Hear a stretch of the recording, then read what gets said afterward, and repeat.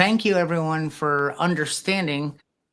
This today's isn't live, so we don't want to trick you and you think it is because we're pre-recording this because Brenda has exciting news. But anyway, before we go there, let's talk about Brenda. What there's emotions, right?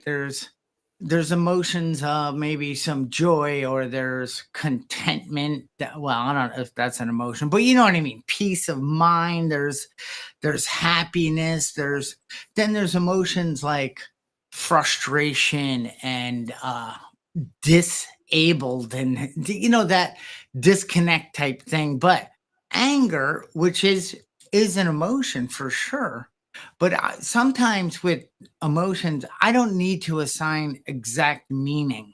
I need to uh, notice, acknowledge, sometimes allow it to pass, sometimes move a muscle, change a thought, things like that. But I believe with anger, I do need to process it because it's not the dubious luxury of me to say blame something outside of me that I'm angry because of, and then I don't do anything about it. I just hang on to it, or then I share it with other people, and so the next day, the next week, and then the next event of that, maybe another anger crops up, maybe reignites the one I never did anything with. So it's not it, because I did a process that went through all of that and found the core of that. Where and why was this happening during the day when the littlest thing could set me off? And I would then say, this is why I'm angry. And then maybe I would share it with the person I'm angry with, or I would make a face, or I would walk out of the room, or I would roll my eyes, or I would then self seek, as in I would go and say, you wouldn't believe what so and so, that stuff. So, does that resonate with you at all? Yes, it does. It resonates with me a lot. And anger, I used to think that anger was like when my dad would get angry, he would rage or he would be violent, right? And so that's really what I thought anger was. And what I've come to learn is that anger has many forms, that it's not just the reaction when, say, you're triggered and you yell at somebody or you call someone a name, like when you're having a heated argument. Anger for me is also when I'll ruminate about something. Like I'll be triggered, and it always happens for me. I'm triggered in some way.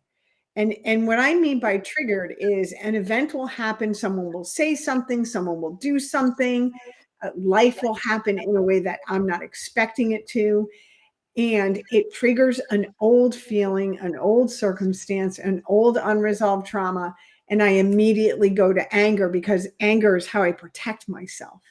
So I think, right? It's conditioned thinking. And anger can come in those situations a lot of times in the form of ruminating, obsessing, playing out in my mind what I'm going to say next time I see that person, building a story around the event or what happened, plotting my revenge. All of those things are forms of anger. I didn't know that before. I didn't know that before. And anger for me is a mask for hurt. When I'm angry, it's really that down here in my heart, I'm hurt about something. Hmm. I put anger management because we hear that. Like there's probably books and courses. There's probably therapists and people that manage anger. Like let's manage something. Like I don't know how I would have to like take it out of me, put it somewhere, and leave it be, and then comb its hairs. I don't get how I would manage it because if I don't resolve it, there's no management process. There's because it, like you said, ruminate, it could grow in other ways, other angles, and then I could be like, gosh, the TV, if the clicker isn't advancing something quick enough, I'm pressing the button, now my teeth are going together, and I'm thinking, who's the idiot that made this crappy remote you know but it's because earlier in the day, maybe I was thinking of myself and I wanted things to work out a certain way. Right. Maybe I ordered a lunch, and when I got it back to my business to eat it, it didn't have what I wanted on it.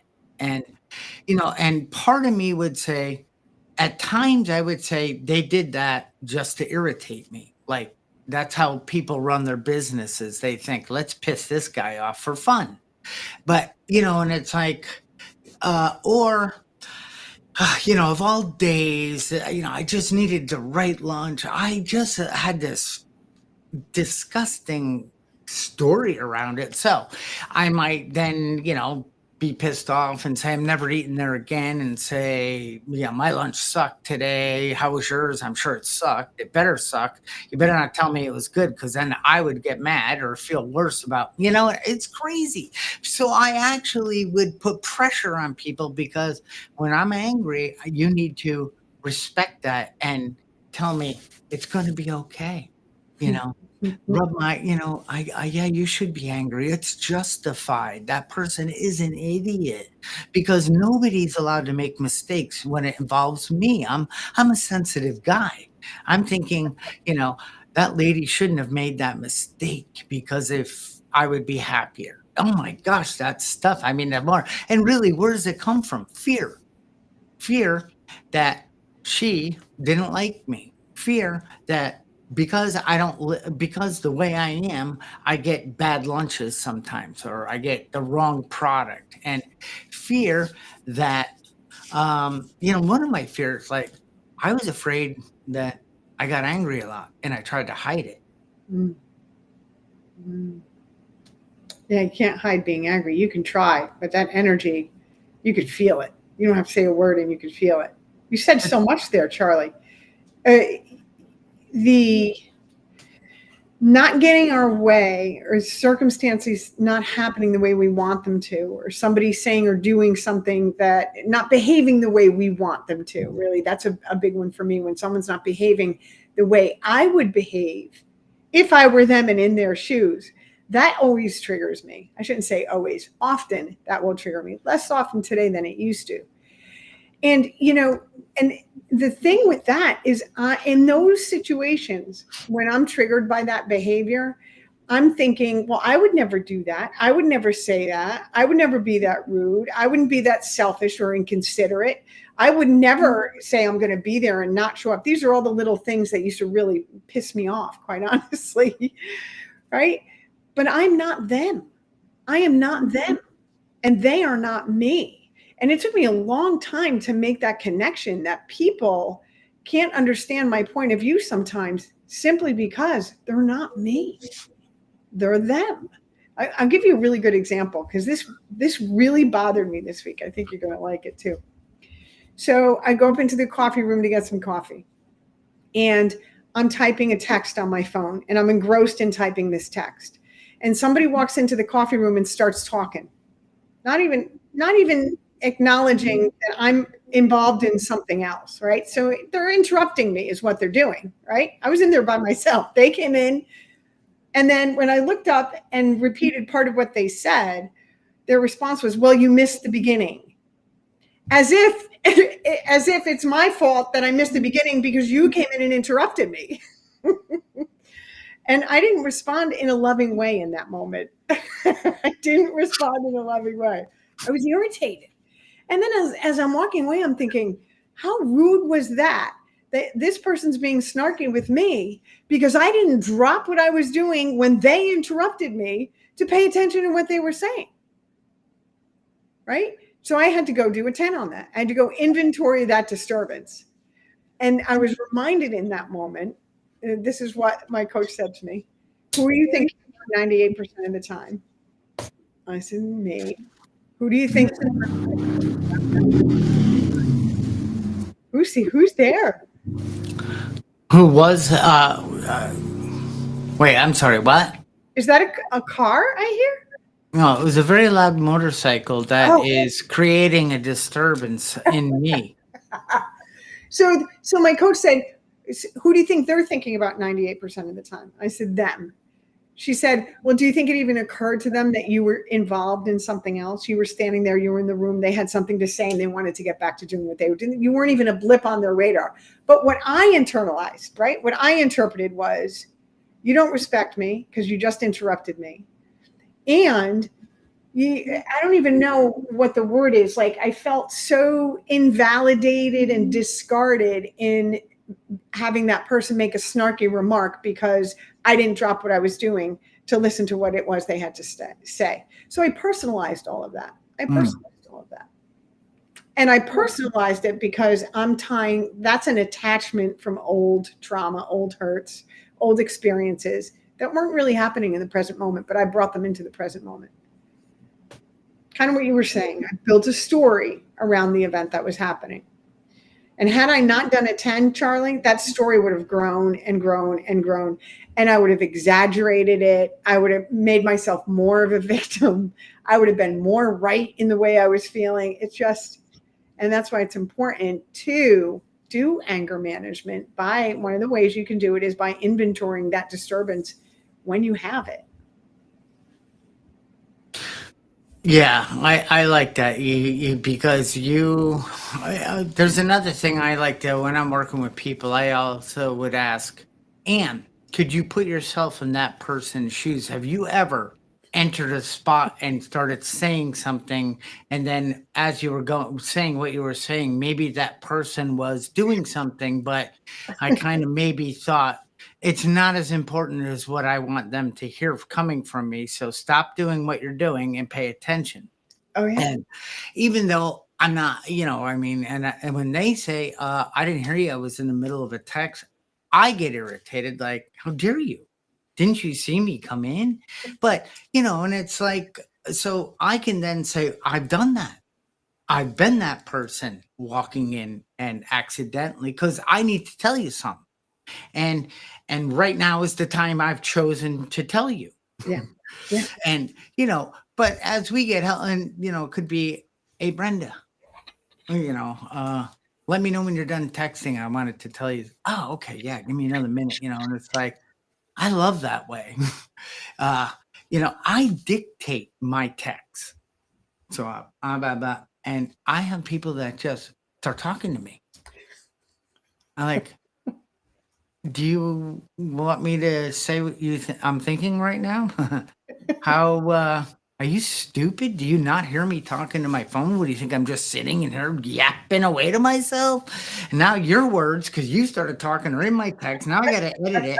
The whole world is coming down. Now get out of here, because whatever you had to say, I don't care anymore. My kids have done that 1,000 times. 1,000 times. That's a good example. Yeah. But guess what? I walked in, my wife works in the office, and I go in around the corner and I'm blah, blah, blah, blah, and she's in a meeting on camera. And I'm like, she's like putting her finger up. I can't see that. So I'm always thinking, I know which finger that is.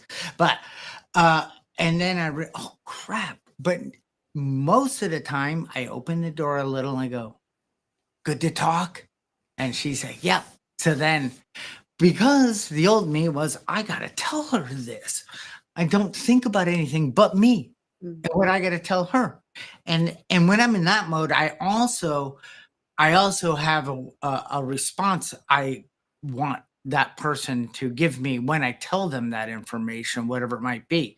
Sadly, because I'm in me. I'm thinking of me. I'm going to get this done because I want to do this. I want to get a certain response because I think it's good, bad, and different. And then I want to then finish that. And I hope to God that person doesn't want to tell me anything because I just want to move, get on. And it's like, and is that selfish? Oh my Lord.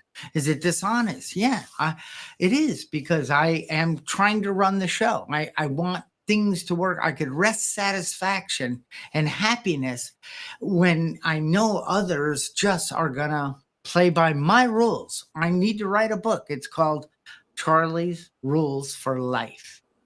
There's a book, The 12 Rules for Life by Jordan Peterson. Mine would be a couple of hundred rules.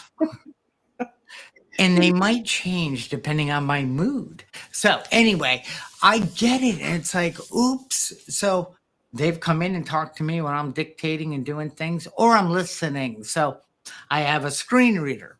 I can't see my phone. So I can, but sometimes I want my phone to read it to me. So it's obvious it's doing it out loud, you know. Do I got to announce, hey, I need to, and it's reading away, and then a person just starts talking, and it's like, well, you can stop that. I can also choke you. Don't you know who I am? I'm anger management. you know, and that's so what I really, anger can be a flat tire, could be a store, could be I'm mad at me because I said I was going to do stuff during the day and I didn't do it. I failed. So now I'm blaming it outside of me. It's this person and that line. And, my, you know, And you know what I want to say before it leaves my brain, because it does that quickly on, especially on a Friday night when it's later. So I'm upset in that moment with that person in the coffee room. I'm upset at him for not obeying a boundary I didn't set, because I could have easily said, instead of personalizing what that person was doing, interrupting me, I could have easily said in a mature, healthy way, I'll be with you in a minute. Hang on. That's it. That's all I needed to say. And that situation could have been completely different. Anyway, go on. I had to get that out. Yeah, but that's right. And without resentment, without any judgment, with nothing, just like you just noticed they just kind of didn't catch on you were busy. So hey, I'll be with you in a moment, no biggie. And then that person might even then when you give them the space, the floor, the moment Right. that person usually would say, sorry about that. I wasn't Right. paying attention. Right. But I personalized it. My assumption was, here was my assumption. He doesn't respect me. That's my foundation. He doesn't respect me. And that's my stuff. He didn't bring that into the coffee room. I did. And so I got angry because of that personalization, because of the attachment I had to what he was doing. I attached meaning to his behavior when there really wasn't any. Well, you attached meaning, but you also assigned the behavior he should have performed in your presence. Yes. But Brenda, but what you did was you took that disturbance to a coach. Yep. And you went through where you were only thinking of you and how you wanted things. You thought a little bit about how you might have done some thinking for that other party and they should have thought or said or whatever. Maybe you carried it out of there until you did call your coach and maybe you talked to somebody at work like, oh, you and Bob just, but maybe not. But then maybe there was some fear. Maybe you thought about, God, why do people do, whatever. But you picked up the phone, you said, and as little as that is, it doesn't matter. It doesn't need to be, I had somebody cut me off and I spun out in the car and banged up the car. Like, I am really angry. Okay, that might take a couple of times, but that one, so many, I would normally blow it off, like think I'm not really, I'll let it pass. But when we then call and to our coach and we take a look at it, they 9 times out of 10 lovingly help me see something I didn't see. And by the end of that call, it's 100% gone. I feel love and tolerance. I feel closer to all people at work and I love myself more. And it's like, are you kidding? How is that possible? Yeah. Yeah. Because the problem begins with us. It's never the other person or the circumstance or even when life happens. When I find myself in a position like I was this week in that specific circumstance, there was a whole bunch of stuff that led up to that moment. There was something else going on long before that person walked in the coffee room and interrupted me and then had an attitude because I wasn't paying attention. There was some other events that had taken place that I didn't take care of. And you opened the podcast talking about that when we have something going on, if we don't take care of it, it builds. It's like a snowball, right? It gets bigger, it gets bigger, it gets bigger until we explode. So when I am angry, I need to look at the things in the past 24 hours, really. And if I'm not taking care of my emotional sobriety, we call it my emotional intelligence, my emotional sobriety, if I'm not taking care of that, I may need to look back a few days to see where the ball started rolling, where I got the ball rolling. And it's usually long before anger sets in, unless it's, like a car accident or something you're talking about where it's a reaction. Mm. But we also, in our coaching practice and working with people, we give kind of like a ending day kind of process, just to take a quick look at the ledger, to make sure I'm going to bed clean, so I'm not carrying. And in the morning, we kind of have a pre-flight. Each person does their thing, but it's kind of set the stage. And if I'm being honest, in those two spaces, I I pretty much don't carry that stuff. So, Brenda, let me share something with you and you bring me through. You bet. Okay.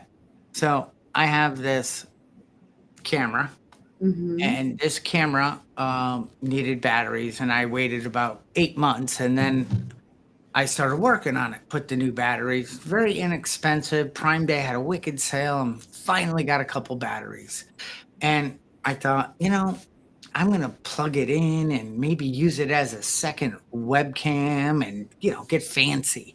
And I'm plugging it in, but it's not getting recognized properly by my computer, the software, the camera that I'm getting. So I'm starting to, okay, that's an issue. I'm going to work through it. Well, oh, it says update the camera firmware, do this, do that. And I'm like, why do things got to be so difficult? Well, who wanted to use it as this second or third camera hooked up? I already have one that works. I have a second one that works. Why not do something that I don't really need to do, but it's cool? And so now I'm getting really angry and I'm thinking, this is ridiculous. This kind of stuff happens to me a lot. Now, okay, well, hold on. So anyway, so I'm angry and I then put it away. No, I didn't put it away. I let it like speak to me over there. I'm going to beat you up. No.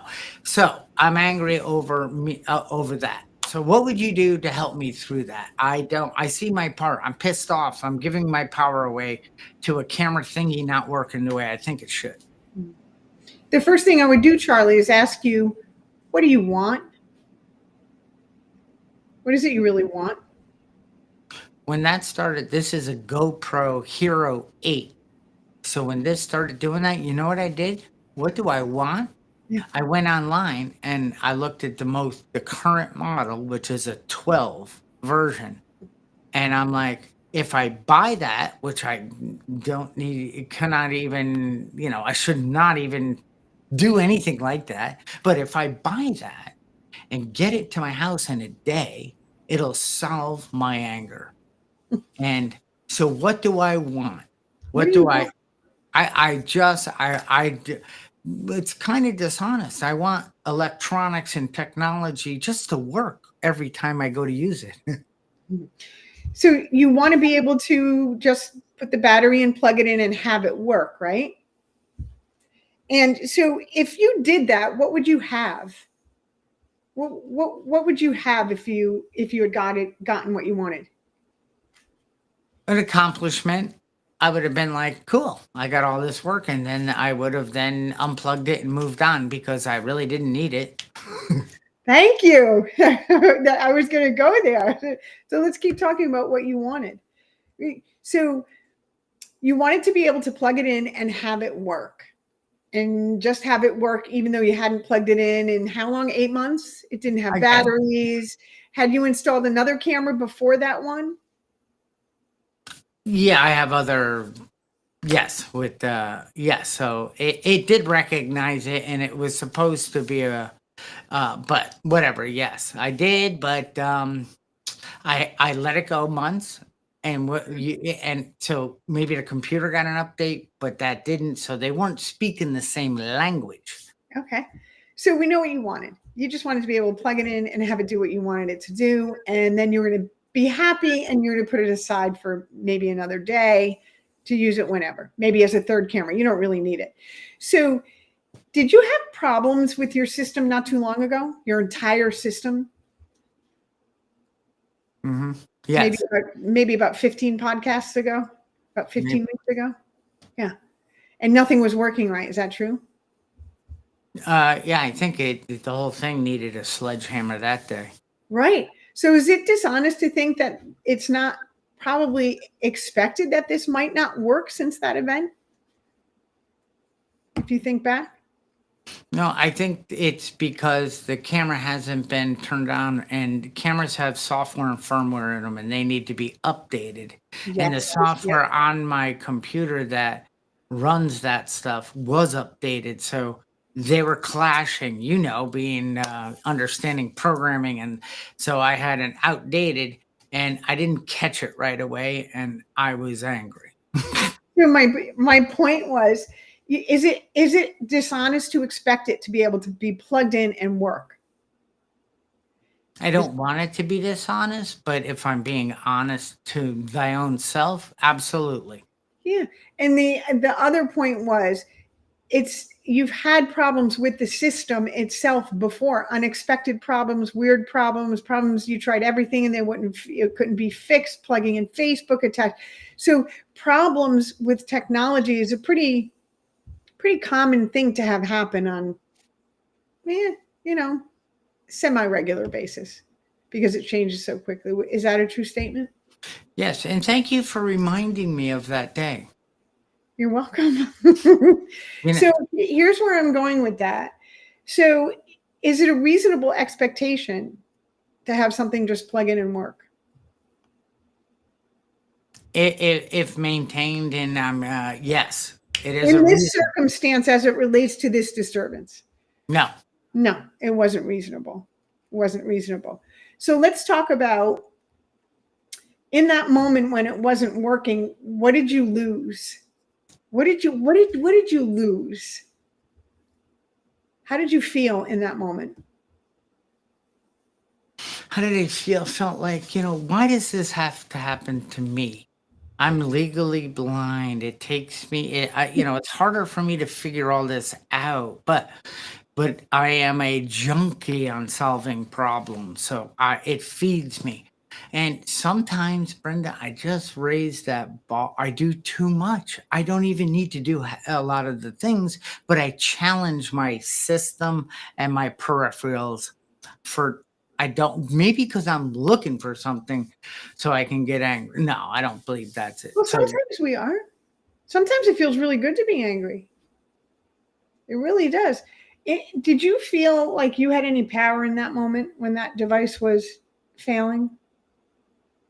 I did like the first two attempts on to resolve it, and then started feeling, well, I didn't know I was giving my power over, but I didn't know that. At first, I was taking charge, doing, looking, trying, and then I said, well, let me reboot, let me try, let me do this again, and then I started giving my power over to the dumb people that made it, and you know what I mean. So I was becoming powerless. And when we're feeling powerless, what don't we have? What's Well, we don't have good data from stimulus to response, so we don't have a good thought process, I believe. I think we have our blame thrower out, and what we don't have is power. exactly? And what's another word for power? What's the What big thing that people are looking for all the time to feel safe? the big thing that people are looking for to be safe is, if it's another word for power, It's another Yeah, it's another word for power. uh, When we're arranging the lights and we're running the show and we're control. yeah. And so when you are feeling like you don't have control, does it make you angry? Yes. Yes. Does it make you afraid? Well, maybe, but I'm angry. So, I don't get afraid that about this, but other certain things, yes. Most Well, things involves humans, but not stuff for the most part. when you go from anger to, because anger is the initial, it is in my experience, it's the initial reaction, right? Mhm. Yeah, That's when we're activated. That's when the amygdala starts to get activated. Now we're angry, right? It's a very powerful emotion. And then the story starts to ensue. So as you were getting angry, tell me a little bit more about the story that you started to tell yourself. This always happens to me. What else? Why me? exactly. Does this have to happen to me? I didn't want to deal with this. It should just work. I'll try it. And then I'm unplugging, trying different plugs to see if it's a USB port issue. And then something came up on the screen of the camera. It flashed and I couldn't get it with a magnifier quick enough. It went away. So I am starting to think, everything is kind of not working in my favor. So, Did things cross your mind? Like we're talking a little bit about self-seeking now. Did you tell yourself that your day, did you ruin your day with it? This day sucks.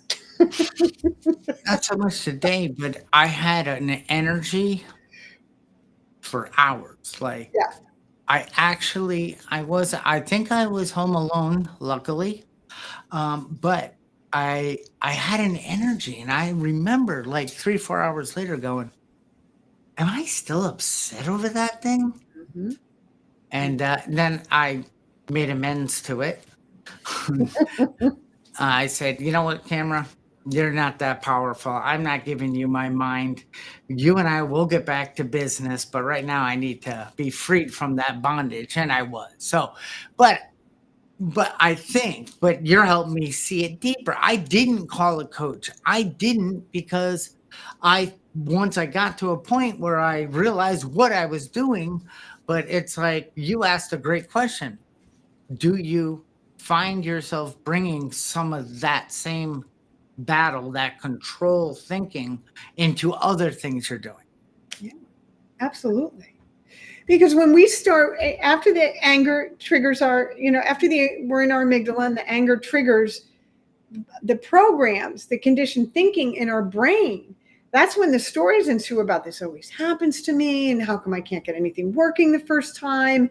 And that triggers other programs, conditioned thinking that we ran for years with playing in our minds that we used so we didn't have to be accountable, so that we could be the victim, so we could get what we wanted, so we could do self-seeking behavior without feeling bad about it. Whatever the story is, it's habitual thinking is what I'm trying to say.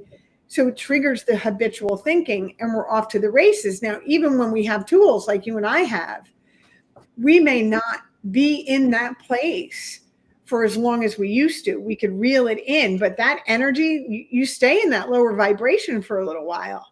You stay in that lower vibration until it works its way out of the body, because we allow it to work its way out of the body and be released now because we have the tools. But if you don't have the tools, you're still thinking about this when you go to bed. Or or I have maybe somebody else in the house has a higher level. Their energy is like matched to the good day, happy, things are rolling, and my energy comes into the room where that energy is, and I don't like that energy because I want it and I don't have it right now. So let me see if I can get you down where I am. And then that could be even unconsciously. Or I can share the story and add a lot of like real harsh things about that I don't take responsibility for. You wouldn't believe how stupid this. And then that person's energy was up here, and then they maybe feel a little bad for me, and they go, "Wow!" And now I'm bringing it down, so I'm feeling a little more comfortable. Right, right. I mean, that's crazy if you think about it. You know what I mean? You know those toxic vampires, people that always come in blaming, complaining, Oh yeah, justifying their, yeah. huh? I said, oh yeah, yeah. And I don't want to be that guy. I don't want to go walk around or go to the work or call somebody. I don't want to spread that. I don't want to be that type of guy because I was for years. And I woke up and I did a process, and I continue to take a look at, and anger is an obvious one. It's obvious It that is. as soon as it hits, and it could be my first thought, something outside of me created it. Is it justified? It doesn't matter, because I will never clean it up by justifying. It's okay for, and it is okay to get upset once in a while. It Yeah. is, but don't let it kill you. Consume you. It's when you start telling the story, when I go to that place where I say, in the moment that I say, this always happens to me, when I personalize the event, and I can very easily personalize something like my camera not working. I can easily be the victim of my camera not working. The second that I make it personal, that I attach meaning to it that's relative to me, that it's happening to me instead of it just happening, it's game over. I'm already lowered my vibration. You know what I mean? So when I find myself saying that something's happening to me, you can challenge that, or I'll challenge that thinking and stop and say, really? Is it happening to me, Bren? Is it? I say, Bren, I talk out loud a lot. Is that happening to you, or is it just happening? And 99.9% of the time, it's just happening. It's just happening. It's not, it doesn't matter. It just doesn't matter. And a lot of times, Charlie, I go there just because I'm used to going there first. I'm used to going down that road first. It's a road well traveled. Yeah, and because I know how I can, some things that put me in the anger, like I can, I know things about me. I know how I tick. I know, so knowing that helps me, because I don't want to have to make 15 calls a day, because every little thing is making me angry, and that doesn't happen. So I just want to, I have a camera, right? So I got a nice camera here. Very nice. These things have 4,300 things in the menu and the buttons, and the very difficult, not difficult, very, they offer a lot of customability, flexibility. You can really do really professional stuff, but you also can use it. You don't have to be that crazy. And I know, Brenda, because I'm legally blind. So this little screen, see that little screen? Yeah. It's hard That's for where me to the see even. that's where the menu, that's where all the information I'm trying to learn is coming to. So I plug it into a bigger monitor. So I have bigger print. So I set myself up so I don't get mad and start thinking Sony, they're all stupid. But then Sony, and I wrote several times, they actually put a screen reader in this camera. Mm. So when I go into the menu, it's not perfect. But it is really cool. So it reads, and then I can use it better than if it didn't do that. And I'm like, that's pretty cool. And that's why now this one, if you see that, Yep. that is, you see my hand. Look at how tiny that is. It's I small. mean, you got to be like, Steve Austin to read this screen. Yeah. So anyway, but what can I do about this? What will happen if I say that should be different? The print should be bigger. The company should have done this. They should have thought about me when they made this, because that's just the way it should be. Instead, I say, I know the size of the print. I know the tools I'm going to need. And I wish I remembered, when you don't use electronics and things for quite some time, I have two other computers, and one of them's a laptop. And if I wait 2 months to fire it up, guess what it does? It does updates. It goes through a process and says, you haven't used me. I got to do some maintenance and things so I can then present myself so you can use me the way you want to, which is really nice. But I forget that things in this technology world, how it worked 6 months ago isn't going to be the same. It just isn't, right? Right. Right. So, thank you. because I And am going to take another dive at that thing. there you go. Now that you've updated the firmware, it should work just fine. Mm-hmm. So when it comes to anger, so I think we've talked about that there's a couple of different forms. There's the raging kind of anger, right? There's that subtle anger that we just walk around kind of stomping our feet and slamming doors, that cold shouldering kind of anger, right? The self-seeking behavior during Silent scorn. scorn. What's wrong? Nothing. That one. Because you're supposed to know what's wrong. You're supposed to know. You're Yep. supposed to read my mind. You know you did.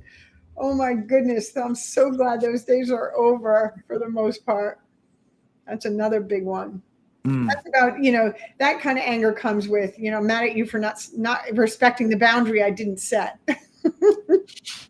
Yeah, I'm mad at you for not reading my mind and knowing I need you to somehow do something to fix it, even though I don't really know, but you should know. So damn it, do it. Yes. Or it is another good one that I used to get mad about a lot was you're not behaving the way I would in that moment. You see how I behave, so you should know how I like it. You just need to do what I do, and everything would be fine. But the assumption is that they're paying attention to the way that I'm doing something. And nobody's paying attention to the way I'm doing anything, so that they can model it back or mirror it back to me. That's all the bondage of self. May I ask you, are you watching the way they do it? Oh, well, back then, absolutely, because I wanted them to do it the way I did it. Isn't that amazing how we are arranging the ballet, the lights, Oh my and God. we are monitoring how let's just say how things get taken out of a cabinet, the way it's put away, the noise that's processed to use the device, the way the ice is put in the cup. I mean, I know I have systems for all of it. And if you use the ones, and if you've watched me in the kitchen, you obviously will said that's the best way ever. He does everything. And that's what you've adopted. And if you forgot one day and you accidentally went back to your way, that irritates me. I'll let it slide. But 2 days in a row, honey, we got a problem. Right. No And more of that's that. Thank sad. goodness. Yeah. Well, it's nice to be able to skip that drama today because people get to be who they are. Yep. People get to behave however they behave. My daughter and her boyfriend live with me, and they will cook and have a meal and leave the dishes in the sink. Now, 10 years ago, maybe even 8 years ago, that would have driven me crazy. It doesn't bother me. They're not really even in my way. And if they're in my way, I'll say something. Please come wash the dishes. They're in my way. That's simple. Without any drama, without any judgment, without any blaming, because it's not a big deal. They usually get to it the next morning. Now, if they were piling up dishes for a week in there, that'd be a problem. That's not what I'm talking about. It's a reasonable situation. And how important is it for them to wash the dishes right after they cook when they stay up late and they could easily do it in the morning? It's not for me. And Brendan, that's a good lesson for me. It's like because of my mother, because of the way I was raised, because of my wife, because of the people and the environment in the kitchen and eating, there was never anything left. I mean, you ate, you cleaned, everything was great, you moved on. And so if somebody could eat and then just throw things in the sink, and I can leave a bowl and stuff until the next morning. There's not a lot, but that is really what I like now is I say, that's interesting that they're okay with that. I obviously have work to do because I want to say something. I want to just ask, how is it okay to eat and leave stuff in the sink? Doesn't that speak to you in the other room? Because it, you know, and and then It's calling your name. yeah. So anyway, this stuff this is what we do, guys. We're not cuckoo. We dive in when we work with you and we peel it back to where you find that I'm attaching to the way people are using a sink. And because of that, it bothers me the way the car's parked, the way they put their towel in the shower. So I'm realizing, but it really stems from me not accepting that other people are going to be themselves and they don't need to be any differently than the way they are, unless it's harmful. You know what I mean? But, Mhm. and it's like, wait, I guess that's why we often talk about this bondage of self and how to be free of that bondage. Because when our difficulties, which are control, powerlessness, should be different, it always happens to me. So when these difficulties are removed, um, I can then live in thy power, thy love, thy way of life. Take Yeah. away my difficulties because victory over them really puts me in a place of neutrality, Mhm. safe and protected. It's okay. You can live your life and do the things the way you do it. And I can do what I do. And everybody's just kind of Yeah. Yeah. that is something was foreign until I did the work. And it's so nice to be that way. And I can easily drop into, okay, it's time to run the show again. Oh, shoot. Yeah, it ebbs and flows. The difference is when you start doing this work and you start practicing these tools, you will get out of that mindset much quicker. You'll get out of it much quicker. That doesn't mean I don't experience anger. Of course I experience anger, but I'm able to see it for what it is, work with somebody to get it remedied and right sized, find some humility in those moments, make amends when I need to, and then it's over. I'm not thinking about it a year from now. It's over. It's over. Right? The other thing I want to share with people that's really important, I didn't know this until probably like the last 3 or 4 years. Your body, the human body is an antenna. You have a somatic system. You're going to feel it in your body before it registers in your brain that you're angry.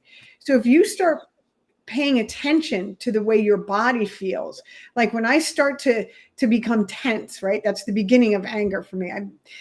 Like my breathing will change, or in a moment I get tense. I feel that in my body, and when I'm in tune with my body, I can say whoa, right, Mm-hmm. and take a step back and do some quick breathing exercises, and it kind of nips it from getting the amygdala, right, from it stops the signal from going to the amygdala, and I nip it, and then I kind of just sit down and say, what's going on, like what just happened. I like to look at the the few thoughts before I started feeling differently. The first few thoughts before, what was going on, like 3 or 4 thoughts before I tensed up. And just, even if I just jot it down on a piece of paper and then I take a look at it. Oh, that's interesting what happened. Because sometimes I'm triggered and I don't know why. And I have to take a look a few thoughts back.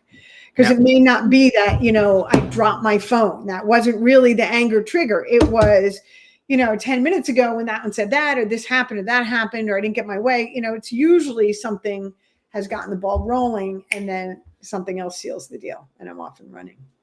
So a long-winded way of saying, and I can be long-winded, and that's just the way I am, and I like it. Listen to your body. Listen to your body. Mm-hmm. It's got so much to say.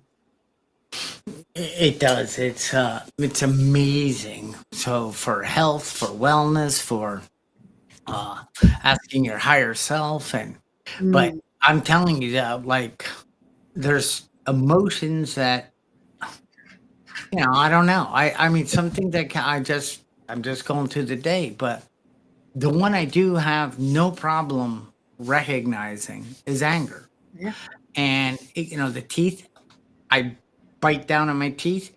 There's like centers that you can go with a bat and beat office equipment and stuff to help release some anger. Now, Love it. I want to do that, but I know one thing.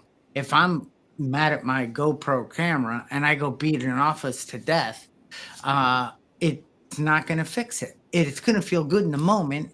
And then I'm going to think, well, the office I really need to beat with the bat is my own. And, or having a punching bag, or, you're angry. So you get on the throttle of the car and maybe you Mm, go fast and then do something to try to get rid of it. But those methods don't. That's more anger management. You're trying to manage something that could be removed. yeah. Yeah. You know what a great way to get your brain waves down and to get more grounded and centered is to walk barefoot in the grass or on the earth. The electromagnetic field, which is shielded by the rubber on the, it's blocked by the rubber on the bottoms of our shoes. So we're not grounding with the earth like we used to. But there's such a large electromagnetic field that comes out of our bodies and that comes out of the earth. And when you're walking barefoot on the earth, it does some magical stuff to your energy system that could really change your mood literally in under 5 minutes. Yeah.